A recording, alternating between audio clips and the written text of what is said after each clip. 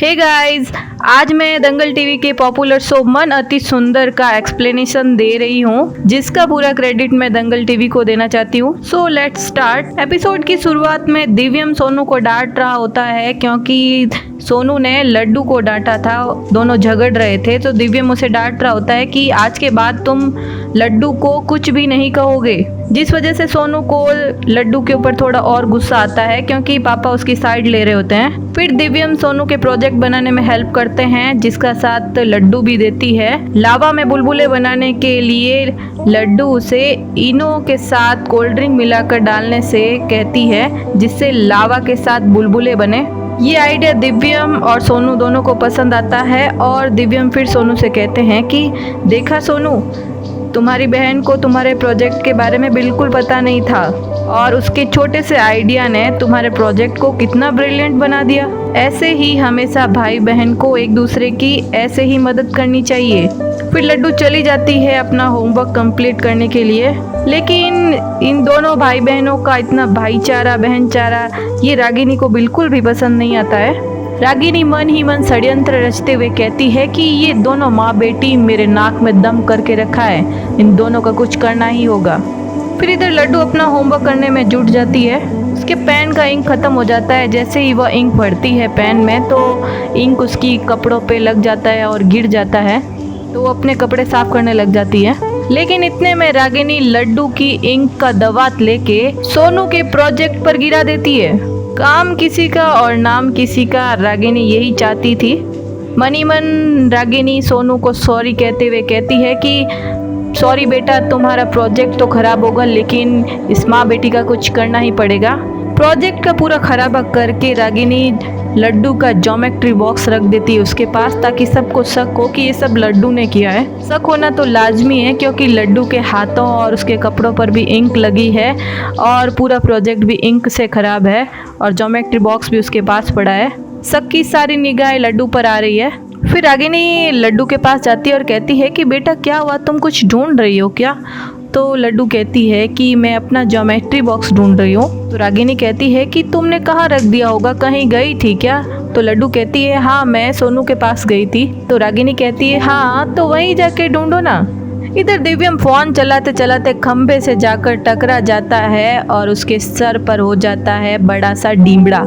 राधिका उसके पीछे ही चल रही होती है और कहती है ठहरिए दिव्यम जी, आपके लग जाएगी। इतने में उसके चोट लगी जाती है। राधिका कहती है दिव्यम जी आप क्या कर रहे हैं, फोन में इतना व्यस्त हो गए कि इतना बड़ा खंभा भी आपको नजर नहीं आया। तो दिव्यम कहता है कि मैं इम्पोर्टेंट मैसेज भेज रहा था, मुझे पता ही नहीं चला ये खंभा मेरे सामने आ गया। फिर दिव्यम कहता है ज़्यादा चोट तो नहीं लगी ना? तो राधिका कहती है नहीं नहीं, ज़्यादा चोट तो नहीं लगी है।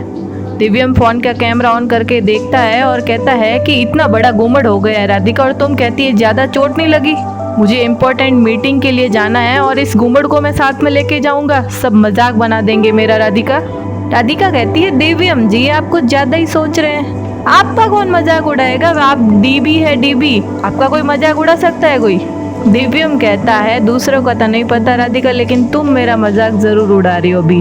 फिर राधिका कहती है हम आपका मजाक नहीं उड़ा रहे हैं, चलिए आइए आपके फिटकरी लगा देते हैं जिससे सूजन कम हो जाएगी। राधिका रोमांटिक भरी नजरों से दिव्यम को लगाती है फिटकरी। दोनों एक दूसरे में खो भी जाते हैं। राधिका मन ही मन सोचती है कि 5 साल में कितना कुछ बदल गया और दिव्यम जी अपनी जिंदगी में आगे बढ़ गए। दिव्यम कहता है राधिका पूरी तरह से हटा दो इस निशान को, मुझे आज की मीटिंग के लिए बिल्कुल परफेक्ट जाना है। फिर राधिका कहती है कि हाँ दिव्यम जी, लड्डू भी बिल्कुल आपकी तरह ही है, उसे भी सब परफेक्ट चाहिए। दिव्यम कहता है आखिर बेटी किसकी है? राधिका कहती है हाँ, मुझे तो डर लगता है कि उसे इतना परफेक्ट चीज़ें चाहिए, अगर ना मिले तो उसका मुंह बन जाता है और वो मुंह फुला लेती है। यह देखकर दिव्यम हंसने लगता है। फिटकरी की वजह से दिव्यम का जो निशान गुम्मट वाला वो भी ठीक हो जाता है। फिर राधिका कहती है कि वैसे दिव्यम जी आपकी और सोनू की कौन सी आदत मिलती जुलती है? यह सुनकर दिव्यम चौंक जाता है और मन ही मन सोचता है कि मैं माँ को तो सच नहीं बता सका, लेकिन मैं राधिका को तो सच बता सकता हूँ ना। इधर लड्डू अपना ज्योमेट्री बॉक्स सोनू के रूम में ढूंढने के लिए आती है और वो देखती है कि सोनू के प्रोजेक्ट के ऊपर पूरी स्याही बिखरी हुई है। सोनू यह देखकर डर जाती है कि ये कैसे खराब हो गया, अब उसकी टीचर उस पर गुस्सा करेगी। यह कहते हुए वह प्रोजेक्ट को साफ करने लग जाती है। इतने में खेलते खेलते सोनू आ जाता है और लड्डू को देखता है अपने प्रोजेक्ट के पास, और वो भी खराब प्रोजेक्ट के साथ। स्याही से घिरे हुए इस प्रोजेक्ट को देखकर सोनू चौंक जाता है। सोनू कहता है कि क्या किया तुमने, और लड्डू कहती है मैंने कुछ नहीं किया सोनू। लड्डू तो बेचारी प्रोजेक्ट को खराब होने से बचा रही होती है, उसे इस बात का ध्यान नहीं है कि ये पहले से ही खराब हो रखा था। इधर दिव्यम राधिका को सोनू का सच बताने ही वाला होता है। इतने में सोनू के चिल्लाने की आवाज़ आती है तो वो दौड़ कर जाते हैं और दादी भी वहाँ आ जाती है। इधर लड्डू बार बार कह रही होती है कि मैंने कुछ नहीं किया सोनू, मैंने कुछ भी नहीं किया। लेकिन सोनू को ये कहाँ पता कि इसके पीछे साजिश रची गई है। फिर दादी का लाडे सर सोनू दादी को बताता है कि इस लड़की ने मेरा प्रोजेक्ट खराब कर दिया। मैं रूम में आया तब ये मेरे प्रोजेक्ट के साथ खड़ी थी और वो उसे खराब कर रही थी। लड्डू बार बार मना करती है नहीं सोनू मैंने ऐसा नहीं किया। दादी कहती है एक तो चोरी, ऊपर से सीना चोरी। अगर तुमने कुछ नहीं किया तो ये तुम्हारे कपड़े और हाथों में ये इंक कैसी लगी है। लड्डू कहती है नहीं दादी हमने ये इंक नहीं गिराई। दादी गुस्सा होते हुए कहती है कि एक तो हमें दादी बुलाना बंद करो, पता नहीं क्या सिखाया है तुम्हारी माँ ने, झूठ बोलना ही सिखाया है। दिव्यम कहता है माँ आराम से, वो छोटी बच्ची है। दादी कहती है हम धीरे से ही तो कर रहे हैं, हम कौन सा सुइया चुभा रहे हैं उसके। राधिका लड्डू से पूछती है कि लड्डू हमें पता है कि आप झूठ नहीं बोलते और आपने ऐसा नहीं किया है, लेकिन आपके कपड़ों और हाथों पर ये इंक कैसे लगी। फिर लड्डू सारा मांजरा बताती है कि वो अपने पेन में इंक भर रही थी और इसकी वजह से उसके हाथ और कपड़ों पे इंक लग गई थी, और वो अपना ज्योमेट्री बॉक्स ढूंढते ढूंढते यहाँ आई थी और वहाँ देखा कि प्रोजेक्ट खराब पड़ा है तो वो उसे साफ करने लग गई थी। फिर दिव्यम सोनू से कहता है कि कहीं सोनू ऐसा तो नहीं है कि तुमने जानबूझकर ऐसा किया हो और नाम लड्डू का डाल दिया। यह सुनकर दादी को गुस्सा आ जाता है कि तुम हमारे सोनू के ऊपर ही क्यों इल्ज़ाम लगाते हो मुन्ना। दिव्यम कहता है कि माँ लेकिन लड्डू झूठ कभी नहीं बोलती है, उसने खुद ने मदद की है ये प्रोजेक्ट बनाने में। सोनू कहता है पापा आई स्वेयर मैं जब रूम में आया तो लड्डू मेरे प्रोजेक्ट के साथ कुछ कर रही थी। इतने में दिव्यम का कॉल आ जाता है। एक्चुअली दिव्यम को मीटिंग के लिए जाना होता है। दादी कहती है मुन्ना तुम जाओ अपनी मीटिंग में जाओ, कहाँ तुम इन घरेलू मामलों में पढ़ रहे हो, जाओ। फिर दिव्यम चला जाता है ऑफिस और दादी अपनी फॉर्म में आते हुए कहती है लड्डू से कि जो सज़ा मेरे सोनू को स्कूल में मिलती वही सज़ा अब तुम्हें हम देंगे। दादी फिर रागिनी को आवाज़ लगाती है और राधिका कहती है कि आप ये क्या कर रही है माँ। इधर रागिनी अपना सबूत मिटा रही होती है। एक्चुअली रागिनी के हाथों में स्याही के धब्बे लग गए हैं, वो अपना निशान हटा रही होती है, लेकिन स्याही के निशान ऐसे कैसे हटने वाले। रागिनी डरते हुए कहती है कि कहीं इस लड्डू को फंसाने के चक्कर में ना कहीं हम ही एक दिन फंस ना जाएं। इतने में कली आ जाती है और कहती है कि किस चीज़ का दाग नहीं जा रहा है रागिनी जी। फिर रागिनी हड़बड़ाते हुए कहती है कि कुछ नहीं कली जी, वो शाही पुलाव में फूड कलर डालते वक्त हमारे हाथ में कलर लग गया था, वही नहीं जा रहा है। कली दिखाने को कहती है। अब रागिनी और हड़बड़ा जाती है। इतने में दादी की आवाज़ आ जाती है रागिनी रागिनी। रागिनी 100 की स्पीड से वहाँ से भाग जाती है क्योंकि कली के सामने वह अगर स्याही भरे हाथ दिखाती तो और ज़्यादा फंस जाती, और माँ की आवाज़ भी आ रही थी तो रागिनी को बहुत ही अच्छा मौका मिला। कली कहती है कि ये रागिनी जी तो यहाँ से ऐसे भागी जैसे बंदर की पूंछ में आग लगी हो, कहीं कुछ गड़बड़ तो नहीं। इधर माँ जी पूरी फुल फॉर्म में रागिनी को चिढ़ते हुए कहती है कि कहाँ रहती हो तुम रागिनी, कहाँ रहता है तुम्हारा ध्यान, अपने बेटे पर और उसकी चीजों पर ध्यान क्यों नहीं रखती हो तुम। सोनू का पूरा प्रोजेक्ट खराब कर दिया है इस लड्डू ने। ये सुनकर रागिनी के कानों को बहुत ही ठंडास मिलती है। इतने में माँ जी कहती है कि और ये क्या, तुम्हारे हाथों को क्या हुआ। ये सुनकर रागिनी चकरा जाती है और रागिनी बहानाबाजी करते हुए कहती है कि देखिए ना मम्मी जी, वो शायद राधिका ने गरम कढ़ाई रख दी थी गैस पर, जिसे उतारते वक्त मेरा हाथ जल गया था। कली सोचती है कि अभी तो रागिनी ने कहा था कि खाने का रंग लगा है और अब कहती है हाथ जल गया, जरूर दाल में कुछ काला है।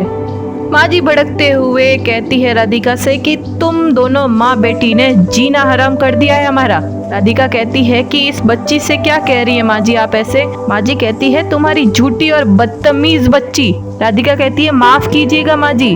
आप लड्डू से ऐसे बात नहीं कर सकती है और ना ही उसके साथ ऐसा गलत व्यवहार कर सकती है। माना सोनू ने लड्डू को उस प्रोजेक्ट के पास देखा था, लेकिन जरूरी नहीं है कि ये सब लड्डू ने ही किया हो। राधिका सोनू से पूछती है कि सोनू बेटा, क्या आपने लड्डू को आपके प्रोजेक्ट के ऊपर इंक डालते हुए देखा था? सोनू मना कर देता है। राधिका कहती है, देखिए ना माँ जी, हम मानते हैं कि हमारे लड्डू से गलतियाँ होती है, लेकिन हमारी लड्डू ना ही कभी झूठ बोलती है। हमने हमारी लड्डू को सदैव निडर रहना सिखाया है। माँ जी कहाँ मानने वाली, वो कहती है कि राधिका, हमें तुम्हारी परवरिश का ज्ञान नहीं सुनना। हम जानते हैं लड्डू ने गलती की है, हमारे पोते का प्रोजेक्ट खराब किया है, इसलिए इसको इसकी सजा मिलकर रहेगी। फिर माँ जी बहुत गुस्सेल स्वभाव में कहती है कि तुम्हारी लड्डू को अब हम तो ऐसी सजा देंगे कि इसकी अकल ठिकाने पर आ जाएगी। और वो सजा होती है कि लड्डू को पूरे दिन खाना नहीं मिलेगा। जब एक दिन इस लड़की को खाना नहीं मिलेगा तो दूसरे दिन इसकी अकल खुद ब खुद ठिकाने लग जाएगी। ये सुनकर रागिनी के कलेजे को ठंडक मिलती है और राधिका बहुत ही फुसफुसाते हुए कहती है कि माँ जी आप ये क्या कर रही है, खाने के बिना ये बच्ची कैसे रहेगी? माँ जी कहती है, ये तो उसे सोनू का प्रोजेक्ट खराब करने से पहले सोचना चाहिए था ना राधिका। अगर हमारा सोनू स्कूल में प्रोजेक्ट नहीं जमा करवाया तो उसकी टीचर उसे भी तो सजा देगी ना राधिका। राधिका कहती है कि माँ जी, मेरे लड्डू ने कोई गलत काम नहीं किया है और टीचर सजा देती भी है तो वो एक पीरियड के लिए खड़ा रखती है, ना कि पूरे दिन भूखा। माफ़ कीजिएगा माँ जी, हम ये बर्दाश्त नहीं कर सकते। रागिनी मन ही मन सोचती है कि इतनी हिम्मत तो हमारी भी नहीं हुई है और इस राधिका को देखो मम्मी जी के सामने जबान लड़ा रही है। और माँ जी गुस्सा होते हुए राधिका से कहती है कि आज तुम्हारी लड्डू को तो सजा मिल के रहेगी राधिका, और इसके बीच में हम तुम्हें भी नहीं आने देंगे। ऐसा कहते हुए माँ जी उसे कमरे में ले जाकर फेंक देती है। राधिका कहती है कि माँ जी ये आप गलत कर रही है। माँ जी कहती है, गलत तो तेरा इस घर में वापस आना हुआ, तेरी याददाश्त का वापस आना हुआ। गलत तो तुम्हारा मुन्ने की जिंदगी में वापस आना हुआ, और अपने साथ साथ इस लड्डू को भी तुम वापस लेकर आ गई। ऐसा कहते हुए माँ जी कहती है कि मैं तुम्हें इस कमरे में बंद करने जा रही हूँ और तुम चीखती रहो, चिल्लाती रहो और हिसाब लगाती रहो कि किसके साथ गलत हुआ है। अब माँ जी राधिका को उस कमरे में बंद कर देती है जो सील पैक है, वहाँ से आवाज़ भी बाहर जाती नहीं है। अब क्या होगा राधिका का? और माँ जी लड्डू को डराते हुए कहती है कि खबरदार, अगर तुमने किसी से कहा कि मैंने तुम्हें भूखा रहने की सजा दी है तो मैं तुम्हारी माँ को सदा के लिए इस कमरे में बंद कर दूंगी और चली जाओ यहाँ से, मुझे यहाँ भटकती हुई भी नजर मत आना। बेचारी राधिका चीखती चिल्लाती है कि माँ जी प्लीज़ हमारे लड्डू को भूखा मत रखिए, ऐसा मत कीजिए माँ जी, दरवाज़ा खोलिए। पर माँ जी कहाँ सुनने वाली। रागिनी लड्डू को लेकर चली जाती है। इधर बड़ी दादी सब बच्चों को आवाज़ लगाती है प्रसाद देने के लिए। लड्डू भी वहाँ खड़ी होती है, लेकिन वह बड़ी दादी के पास नहीं जाती है, तो बड़ी दादी उसे आकर प्रसाद देती है। तो लड्डू मन ही मन सोचती है कि भगवान का प्रसाद तो मम्मा ने मना करने से मना किया था कि भगवान का प्रसाद लेते समय कभी मना नहीं करते, ले लेती हूँ। फिर वो प्रसाद ले लेती है, लेकिन इतने में माँ जी आ जाती है और उससे प्रसाद छीन लेती है और कहती है कि तुम्हें सजा मिली है कि तुम कुछ नहीं खाओगी, भूखी रहोगी। किसे कहा तुमने कुछ खाने को? तुम्हें बात समझ क्यों नहीं आती है? ध्यान से समझ लो और सुन लो। अगर तुमने कुछ भी खाया तो तुम्हारे साथ साथ तुम्हारी माँ को भी खाना नहीं दूंगी मैं। लड्डू कहती है प्लीज़ दादी ऐसा मत करो। ऐसा कहते हुए माँ जी प्रसाद खा लेती है। इधर राधिका लड्डू के लिए बेचैन हो रही होती है और कहती है कि उसने सुबह का खाना भी सही से नहीं खाया होमवर्क के चक्कर में, और दोपहर का भी नहीं खाया। पता नहीं उसे कितनी भूख लगी होगी, हम कैसे निकले यहाँ से। राधिका बहुत चीखती चिल्लाती है, लेकिन उसकी आवाज़ कोई नहीं सुनने वाला होता है। अब आज का सवाल आपके लिए यह है कि क्या राधिका कमरे से बाहर निकल पाएगी या नहीं? कमेंट बॉक्स में अपनी राय ज़रूर दें। इसके साथ ही आपको हमारा वीडियो कैसा लगा इसका रेस्पॉन्स ज़रूर दें। आपका रेस्पॉन्स ही हमारे मनोबल को बढ़ाएगा। इसी के साथ मिलते हैं मन सुंदर के अगले एपिसोड में। धन्यवाद।